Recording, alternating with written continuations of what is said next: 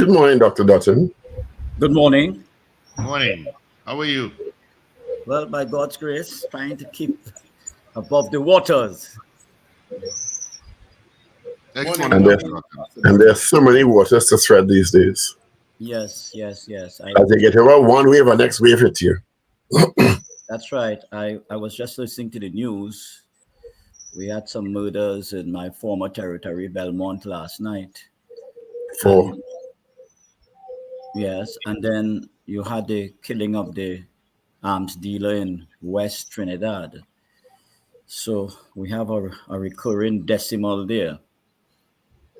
And Belmont has not had a problem for a little while, as far as I remember. Yes, and I don't know if you have followed me, but I have always done my best. I am very impressed with Nicole Young. Mm-hmm. I think, is she the local government representative of Belmont East? Somewhere there. Yes, she is. But she has apparently been doing a lot of stuff, especially with young people and counseling and that kind of thing. And she tries to stay on top of things. So I have gone on Facebook and publicly complimented her.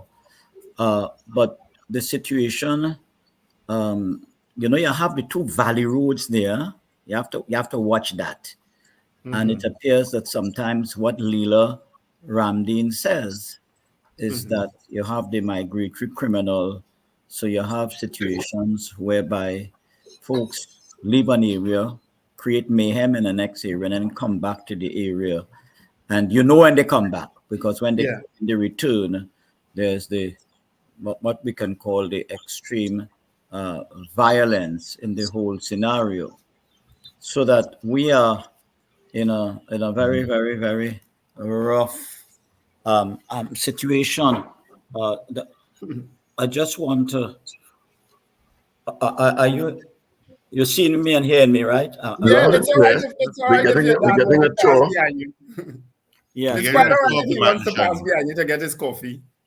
Okay, all right. So I came back from Guyana. I spent about 5 weeks in Guyana in 5 areas on the East Bank in Demerara.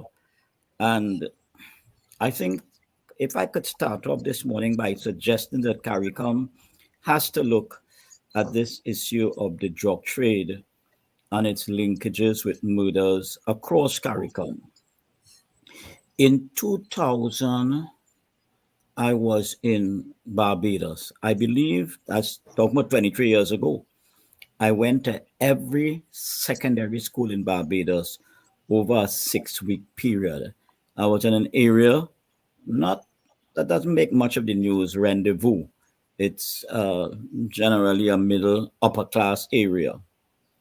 And in one of the schools I went to, I'm saying all of that to say that sometimes we miss what is taking place at the foundational level. And when these young people who have not been, there's no intervention in their lives, when they become adults, they just continue. People see Barbados as quiet and nice. Well, not right now, because the level of criminality has escalated. But I want to tell you what happened in that particular school, what was happening. When I went to the school, there was a member of my church who was a teacher. He was a recent member. And he told me that the Form 4 and Form 5 students who were running a drug ring in the school, that's in year 2000, they are getting the best girls because they had foreign exchange with it in the schools. Fast track that scenario to what is taking place in Barbados. Now you had a lawyer and her whole family being wiped out just like that. And you haven't heard much about it from the authorities since that took place. That took place, I believe, last year. But let me come to Trinidad now, where I was dealing with a secondary school in the East-West corridor. And I did the graduation there last year. And in preparation for going to the graduation, I had a meeting with the principal. Now that school could host a university. It's a secondary school in the East-West corridor. So enough resources are being pumped into these buildings. But the position of the principal was really, I would say the architects didn't consider that at all, or the planners, because he was alienated from, what was taking place based on just where the principal's office was. But he told me something that I thought I should share with you this morning. He said, and I hope you're watching the increase in violence among the women in our secondary schools. Huh? So he told me, he said he got a call from a principal of a school a mile away. And the principal of, let's call this school A, told him that he had gang members in his school. And his school, the school where I had a graduation, they had a gang situation about 7 years ago, and it had toned down immensely. However, he said the principal in the other school, the mile away, told him that he had gang members, and it was his school that had the assistant drug dealer, all right, for the community in the school that is doing the principal reporting to him. And he said, he told him that that assistant drug dealer in the school had recruited students from his school. And he says, Pastor, it was a shock to me. Now, what is happening, and I have seen that in a number of areas in the schools I'm visiting now, what is happening is that the drug dealers in some communities have now successfully recruited, all right, young people in the secondary schools. Sometimes the recruiting is a family recruiting, meaning they have their own their sons, for example, playing that role in the school, their son being a student. Sometimes it is somebody that is not related to them. But what I want to say is that where we are going in terms of these areas is that the community dealers are expanding their wings and utilizing students in secondary schools who are well paid by them. Okay, so that from very early, these 14-year-olds, 15-year-olds, 16-year-olds are getting the taste for the narco resources that exist in the wider community around the school. And that must be very concerning to us. Just last week, and I got a call from one of our 3 universities in the country, from the vice president. And to be exact, I got this call on Friday. Now, I have to be very careful what I'm saying, but my impression is, in spite of what is said officially, the local mafia is tightening the noose around our necks. And they are, unlike what some of the experts say, outside of Trinidad, the structure is very well formulated. So this guy told me, Pastor, you cannot go to the police with this. Now he puts me in a very funny position there. He says, you cannot go to the police. The parents do not want you to go to the police. And then he raised the issue of bank workers selling out people's private information. Now, I think that should be a red flag for us, because we're hearing this from several quarters. This is not something that I am saying shockingly, and it should shock any of you, because what is happening is that is a reality. I mean, that is the latest criminal, should I say, support system, that bank workers are engaged in dialogue with criminals and selling people's private account information. Now, so you're saying that, Pastor Dottin, yeah, and I hear you, but you're now talking about commercial banks in Trinidad, because I'm not saying it is not true, but you're saying it on a broadcast platform. What evidence do you have to support that? Okay, let me tell you. I will give one. I could give you stories upon story. I could give you at least 2 to 3 stories this morning, but I will focus on the recent one last week because it's current. The exact account of this family was revealed to the bandits. All right, the exact account. Of course, you know I am constrained because of what is involved. That family has already begun to move out of the country. So sending their kids first. So what is happening there? is that they So realize. you're saying that the bank information of a particular family, Yes. the exact banking information has been taken to the court or the court bandits, right? Yes. Yes. And the family has credible information that this has been done. Sure. Has the Credible. family taken that to the police and challenged the banking institution on that information? Well, this is where we have a challenge with I was told, okay, if what you want me to do. Well, this is the family contact at the university contacting me, so that I told them, well, we have to go to the law. This is a case for law enforcement. But I want to share this with you. But what was the purpose, Pastor Dottin, first? What was the purpose of the information being shared? To what end? All right. You mean shared with me, right? Yes. No, The banking information being shared with the criminals. So-called bandits. Did they get? Were they robbed? Yeah. What was the purpose of that information being shared? All right. My information is the money has already been paid. Extortion. Okay. They wanted, for extortion purposes. Yes, for extortion purposes. I'm sorry I didn't mention that before. Right. So they are under an alleged extortion racket. Has this information about, one, the complicity allegedly of the banking employees and by extension the banking institution, because if the employee is employed with the bank and the bank is doing nothing about it, the bank is also implicated, been shared with law enforcement and the banking institution where the alleged unauthorized sharing of information has taken place? Yeah. Okay. And if not, why not? Okay. The issue of this is a couple that has children. All the information about the children, all their whereabouts was exposed by the bandits to the parents.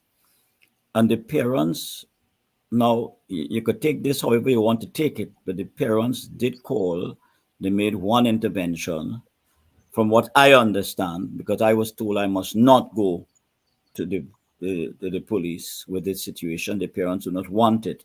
So I asked the question, why? Why I do not want it? And what they told me is that I'm hoping I can see this family between today and tomorrow. I should tell you that. Mm-hmm. But when I asked why, they said as soon as they finished making the call, so at least there has been one intervention in an attempt to reach the officers. As they finished, the bandits called them back and told them, we knew we just made a call to the police. Now, this has to be very concerning to the population, to all of us, especially those who are under attack. Now, let me just shift across. Have they reported the breach to the bank? No, I don't know. I have to find out that today. And thanks for reminding me on that. I have to find out. See, while I hear you, and I don't doubt what you're saying, it is always interesting to me, and I'm not diminishing people's fear for their lives and the fear for the lives of their families when they are threatened by the underworld in this country. But when you say a banking institution, I have no doubt it may be happening, but I have no evidence to support it. But when you come on a national platform and you say a family is being extorted and they refuse to contact the police because clearly there's a threat involved on the lives of their family if the families whereabouts, particularly the children, are being detailed to the alleged bandits. And you start by saying it's a story. It's a story until evidence is provided to the authorities, including the bank and the law enforcement. Well, Paul, and to the rest of you, I would hope that my advice would be to the family, in spite of how you feel and in spite of the fear, because there's a huge fear level here, in spite of, especially since you just finished speaking to law enforcement, and soon after that, you got a call saying, we know you just spoke to law enforcement. So that is not going to help their fears whatsoever. I'm advising I'm going to be advising the family today to relay this information to the police, to put their fears aside. I mean, it's good for me to say that not under threat, but to put their fears aside. That's number one. And the issue of reporting to the bank, because what it could do is tell the bank straight, if this continues, we would move our account from there. Let me tell you what the danger in this is to me. And I'm not diminishing the fear of the family in any way.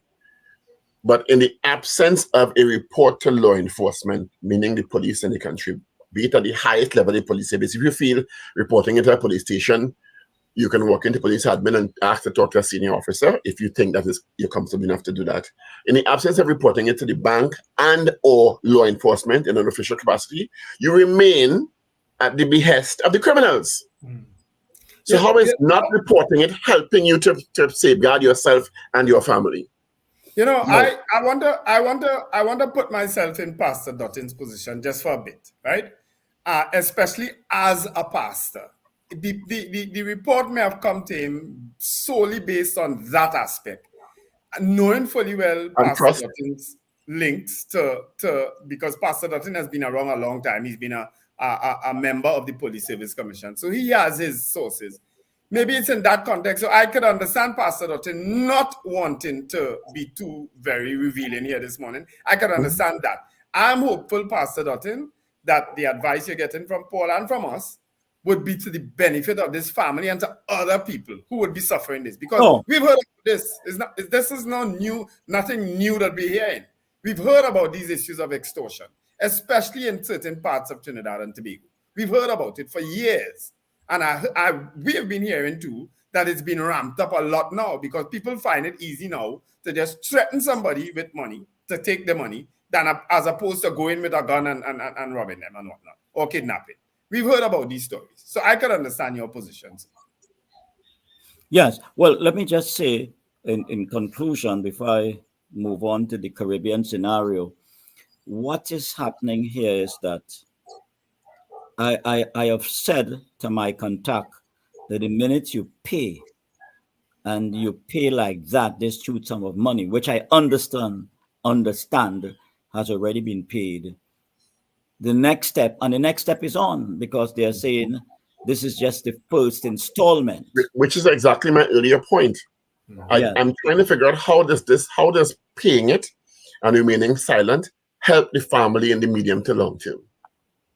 Unless you migrate and you just pack up and you leave. Right. Which they may be in the process of doing. But while you are doing that, if the bandits have this much information on you, wouldn't they also be packing up and leave and come at you again? How is this safeguarding you? That's my question. Well, Paul, you're being very rational here.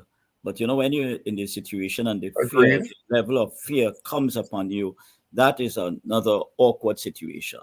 Yeah. But I want to say that we have to look at the ultra efficiency of the bandit culture in the country, and clearly we can no longer afford the complacency that I still think is present in so many of our communities. Just recently, I buried a guy I was helping. He was in hiding. I have told someone in one of my groups, because we had to have an emergency discussion this weekend on as you may know, two of my groups, one deals strictly with drugs, and we have a rehab center, but we also have an outpatient program. And the other program, we don't have a rehab center for that as yet. So we use the drug rehab center sometimes to place people. I won't, of course, tell you the location, to place people under threat. But from my linkages, it appears to me there are scores of youth who have death threats over them. One I'm dealing with directly now, okay? And the movement is upsetting, because you have these guys who have to move from one area to another area to escape the bullets. But clearly, we have a growing and more efficient ring of what I call the local culture of bandits, call them local mafia, whatever have you. And they are operating with, to my mind, greater impunity. And that has I'm sounding an alarm here, and I'm raising a red or purple flag here, because clearly, we just can't go on like that. It is just terrible. Yes, I got a call from office. Yeah, just took it off. So I saw you on TikTok last week. Uh, I don't know how old it was, to be very honest. Talking about what you believe is the issue of drug dependency and the impact marijuana legalization has had in that. Can you share a bit of that with us? yeah, sure. I just want to bring I believe there are two groups who have raised that. I raised it first, and there are two other groups. All right, very. You're busy There this morning. All the who have phones, Pastor. It's my phone. Yes, there are two groups who have raised that issue, and I I just want to say that the research that is now emerging on the impact of the marijuana on the nucleus accumbens of the brain, that is the motivational center. For like 30 years in marijuana research, they were talking about the amotivational syndrome. Okay, failure to be motivated, not wishing, having no appetite to craft a dream, etc., etc. But now Jody Gilman from Harvard University Center for Addiction Studies is clear in her research that it interferes with that center of the brain called the nucleus accumbens. Now, in terms of the gang violence in the schools, I know for sure that in about, let's say, five of those schools that I'm aware of and linked to, that the usage by those students, and not only boys but also girls. As you see the gang violence in schools, the girls are at the top level now. They're actually leading some of these gangs and the violence, attacking security, attacking parents. Well, some parents are attacking the students too. All right. The last incident last week, they had a mother on the ground. All right. The children just rushed her. She tried to defend her her daughter, that is. So that what is happening is that a lot of those children are using.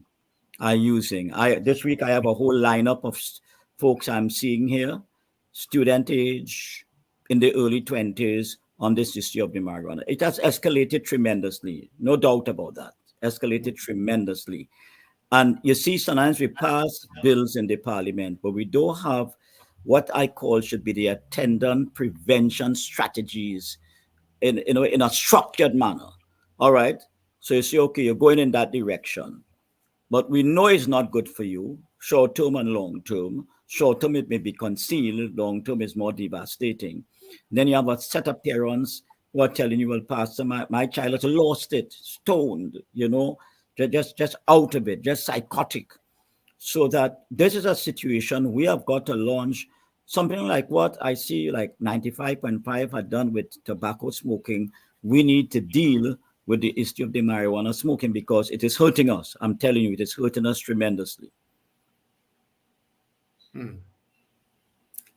Pastor Dottin, you raise the issue though of girls now leading the charge in terms of Yes. these fights and Yeah. so on. What do you think is causing that? Well, what I believe is that a lot of these young people, young girls, for example, are growing up without solid parental influence. Most of them have a hatred for men. And I hate to say it, but I must say it because I'm involved in the schools. I recall I was going to a school in Northeast that is a hot spot. And by the way, folks, I hope one day we could look at unplanned developments in our society and how that contributes to the drug trade and the criminal trade. You know, Sandy Grande SDA school last year, they experienced violence. A 6-year-old from that school, our school, Adventist school, was shot and killed. And there was a meeting of parents after, and then there was a march after, and there's some other initiatives a very proactive principal Elliot is taking. So that I believe it relates to the collapse of the family and the hatred, some of these girls have for the male of the species, because of what has happened in the environment, not just with one generation, with two generations. I shocked somebody recently and tell them, we have triple generations, in one family name in terms of being involved in the negativity and criminality of the society. That is one. And then secondly, remember how some of these girls are being socialized. Some of them are being socialized by grandparents who can't really manage them, okay? And some of these families are supported by bandits themselves. So the money comes, and then the bandit looks at the girl, and she's being mentored by the bandit. So you have a weak grandmother. I feel grandparents should enjoy the retirement and not be involved in this whatsoever. But that's where the sociology of the nation has reached. But the bandit now starts to be with the girl. So what the girl does is she translates her connections with the outside, criminality, and brings it into the school. So some of these girls are not just, starting up in the school to be socialized in a negative way, but they're being socialized in a negative way in their home and in the community. And their relationships are like that. And then remember, some mothers agree, sorry to tell you this, some mothers agree with this because the bandit or the drug dealer is providing resources. So he's the stepfather or foster father of that. What does this tell you about the schools themselves? And this is not to blame the education ministry. Yes, sure. But I'm talking about in jurisdictions that understand the holistic nature of education, there's one agency, one institution in this country, only one, and I challenge anybody to ask me, where everyone has to go through what should be a standardized protocol, and that is primary school. Because you don't have to go through the whole of secondary school based on the law. You have to start at 5 or 6, depending on your birthday, and you can drop out at 16 or before. 16 is the legal age of completion, even if you finish Form 4 or 5 or not. And in jurisdictions that have made progress, they understand the role of a primary school. Some call it, where is it called in the US? I forget. But the primary school in not only teaching A for apple, B for bat, 2 plus 2 is 4, but identifying issues this human being is facing to try to correct them, including learning disabilities, including familial issues like a drug-toting parent, you understand, or an abusive parent, and trying to put systems in place to mediate it or to remediate it. Because there's no other institution. You don't have to go to church. You don't have to if you don't want to. You understand? Yes. But you have to, by law, go through the entire primary school system.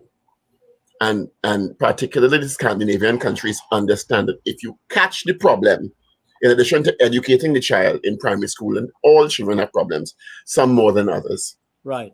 You can use that 5 years, you have that child there, to try and turn a corner if the child is, for whatever reason, may not be the fault of the child, going down a wrong road, including socialization to talk about in a particular direction. Let me just, I have 4 minutes with you because my office is harassing me on an issue here, so which is an emergency. But let me just say something.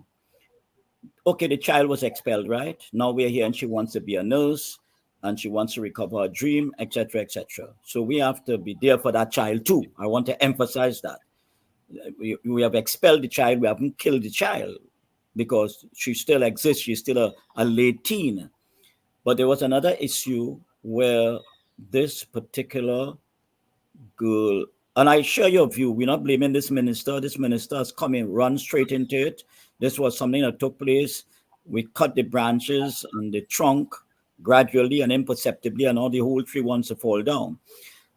But I don't know if you saw the second video, and I'm not hearing much about that, where this girl, she cuffed the other girl to the applause of the children in the school. And that has to be concerning to us, whether it's in Port of Spain, in the school they're applauding, outside of the school they're applauding. It's excitement for them.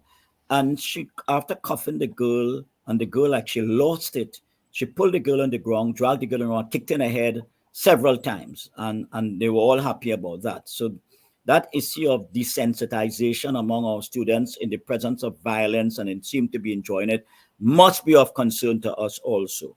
Okay? But in all of those cases in the classroom, you never saw an intervention. All right. When the girl was expelled, the teacher stood up to her. Kudos to the teacher. I mean, she could have been slaughtered in that classroom, given how the students were running up and down in the classroom. But I'm saying it appears to me that we have to relate to the issue of structures in school for discipline. And has that broken down in some of these schools where violence seems to be rampant? We have got to look at that. And we have got to look at the whole issue of the security of the schools, the counseling. We have got to look at agencies that apparently there are a few agencies. I was telling folks, I don't think we have one institution right now that deals with teenage female addicts. I don't think we have one. We have one for adult drug addicts, one or two. I'm not sure if the second one is fully functional. That other one is in Palo Seco that I'm talking about. So we have an absence of institutions, and we have some of the institutions that exist to solve some of these problems are not fully operational. So I believe we have got to look at that. All right. We're not criticizing this party or that party, but we just have to look at where we have failed as a society. All right. And pull all the groups together in terms of moving forward and seeing what is needed. You know, I'll tell you something, Paul, and to the rest of you. I feel a time for constitutional reform, if I should veer off a minute, but it relates to this because, to my mind, the politics is so polarized and divided. I don't know if in the next 10 years we could deal with that. But clearly, the nations that have succeeded in managing some of these problems are nations who recognize that we have got to pull together and unite the various streams in this society and ethnic groups, if it's a plural society like ours or Guyana, and move forward. If we don't recognize that, we would never be able to solve these problems. We could pray all we want to pray. And of course, I'm not downplaying prayer as a pastor. I believe in prayer. But I'm seeing there are other realities that we have got to fix in terms of pulling together. And I would, if you don't mind me saying it, my last minute here, before I rush off, I would kindly advise the Prime Minister to attend those crime talks. It's too serious for him to be absent. All right. And by the way, I should tell you, the society still has a certain level of hope in the coming together. Still, it might be under 40%, but there's still a level of hope. And I would advise him to attend those crime talks with the leader of the opposition and whoever her team is. But God bless. I have to run away now. I have an emergency. But thanks for having me. It's always a pleasure. Thanks for being here. Always a pleasure. Yes, God bless you. God bless you. Thank you so much, Pastor Dottin.